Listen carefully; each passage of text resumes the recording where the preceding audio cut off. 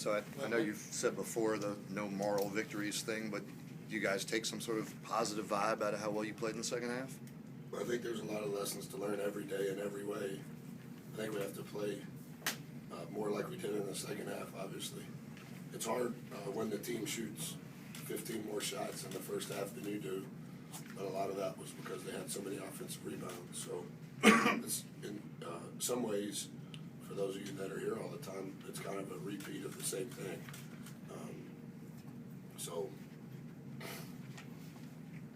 But what adjustments did you make with them at halftime, and what kind of a job do you think you guys did, considering that you were down a big man? Well, I don't know, Berman, that we made any adjustment tactically. I think our game plan relative to what we would like to do, just like any coach against the zone,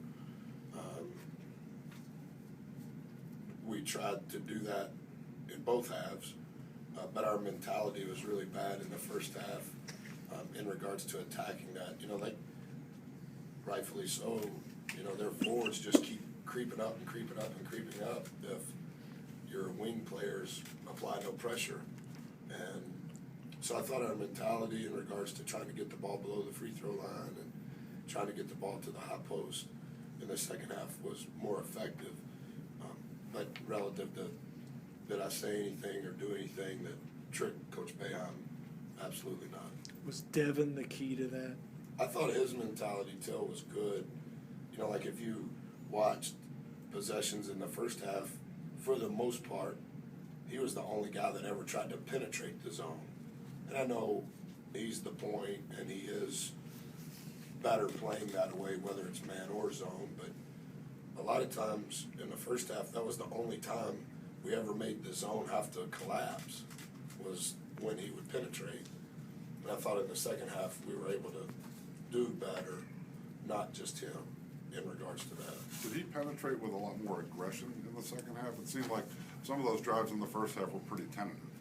Yeah, I would agree with that. And I don't know that, not blaming Devin. I thought Devin, we'd like him to make a few more shots, but it's hard to make shots over long guys like that. But I thought, in general, by and large, our team's mentality in the drive was more aggressive in nature versus tentative in nature in the first half. Like some of that stuff, you know, when you drive against the zone, it's just like when you drive against a man. Well, if one guy's driving and the other four guys are just standing there like we do, when we're watching the game, then that doesn't help anybody. You know, you have to move off of the zone. We call that around the horn, and there's different things within penetration that we do, not just against the zone, but against the man. And it can't just be the guy that's dribbling, moving. It has to be everyone else. You don't really stand still while you're watching the game. We've noticed that. Yeah, I'm just anxious, Bill. I wish I wasn't. I watch so many games, even Coach Boeheim. Like, I love Coach, and always have. You know, and I watch their games, and the camera goes by the bench, and I go, man, I wish I could do that. I'm like, seriously. Like, he's in year 39, and he's going to win. I think that was 958 wins. That was his 958th win. And I'm like, I won't ever get to coach 958 games. And that's the truth. But I'm comfortable in who I am, and obviously he's comfortable in who he is. With 3 or 4 seconds to go, no timeouts, and you're in the practice gym and you need to go full court, what are you trying to do, and did what transpire resemble what you tried to do in practice? Really good question, too. So Med fouled out, I think. Yes. And we had no timeouts. So I probably cheated a little bit in regards to I acted like I couldn't hear the official saying that Med fouled out. We're putting Malik in the game. What we want to do on a made free throw, or even a made field goal, to be honest, with 4.3 seconds, is the same.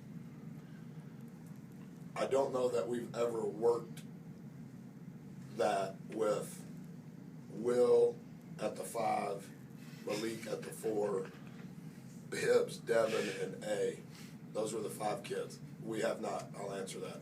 We haven't done it with that personnel grouping. But they knew what we would do on a free throw make. I reviewed that quickly with them, and they did execute what we want to do on a free throw miss. With 4.3 seconds left, I think we would take that all day, right? Bibbs going full speed downhill, draws help, good pass, somewhat of a long closeout. If you want to win the game, make the shot. What about Satchel? There was that spot in the game where he had the ball about 10 feet from the bucket, and the whole crowd yelled, "Shoot the basketball!" And is there a limitation on what he's supposed to do? Is it just tentativeness? I just think it's game reps. Yeah. If you watch this practice, you know, like all the breakdown stuff we do, he continues to grow. He continues to improve. He's gaining confidence from his work. He's spending more time in the weight room. I don't know. I would have to cumulatively look at it after today. How many minutes did he play against West Virginia, Berman? I would say it's 23 maybe? Yeah. So this was his second half. And so in the last 2 games, he's played a game. But by far, those are the 2 highest minute games he's played, right? And I'm not sticking up for him because we don't have time to stick up for anybody. Justin Bibbs plays more minutes than anybody on our team, and nobody talks about him as a freshman, right? But Justin's also had more game reps than Satch. And so I think he's coming around. But, you know, when you look at Rakeem Christmas, who's all-conference something in 9 weeks, and you've never played an ACC game, you might pee down your leg a little bit too. Given their size, you did out-rebound them in the second half. How do you think you guys handled, you know, in playing without Joey? And also, what, you know, did Joey mouth off in practice? Did he hit somebody in practice? What did he do? And might he be back as soon as Tuesday, perhaps? He will not be back on Tuesday. I can't answer when he'll be back. I'm not hiding anything from you or anybody else. I think that we were transparent in handling what we said. But I do think that at some point, you have to be a part of a team. And what happens within the team is for the team. And that's not me trying to hide anything. Joey's a really, really good kid. And he didn't handle himself well. And there has to be right and there has to be wrong. And he was wrong. He knows he was wrong.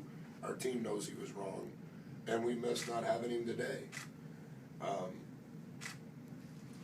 Did we out-rebound them? Partly, Berman, I think. We took better shots. That helps. And then I thought we fought really, really, really hard. And sometimes, I think when you fight, good things happen. Do you think Joey would have made a 2-point difference